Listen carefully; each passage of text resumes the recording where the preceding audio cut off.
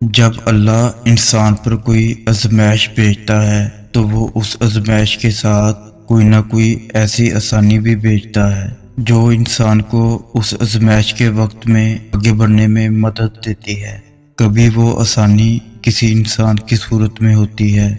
کبھی وہ آسانی کسی اجنبی شخص کی تحریر کی صورت میں ہوتی ہے، لیکن اللہ جانتا ہے اور وہ اپنے بندوں کو کبھی بھی اکیلا نہیں چھوڑتا۔ بے شک ہر مشکل کے ساتھ ایک آسانی ہے۔ یہ دکھ درد تمہارے اس کی طرف سے تمہاری سزا نہیں ہے، یہ آزمائشیں تمہارے ماضی کی خطاؤں کا نتیجہ نہیں ہے، یہ بے سکونی تمہاری اس کی تم سے ناراضگی کی وجہ نہیں ہے،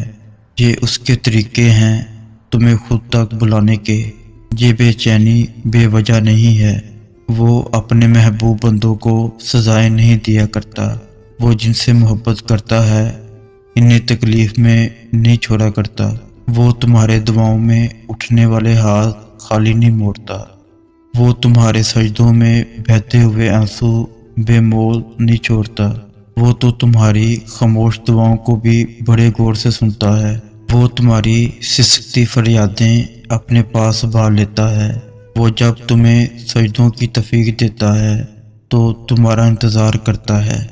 وہ جو تم سے 70 ماؤں سے زیادہ محبت کرتا ہے وہ بھلا کیسے تمہیں درد کی شدت سے گزار سکتا ہے۔ یہ بس آزمائش ہے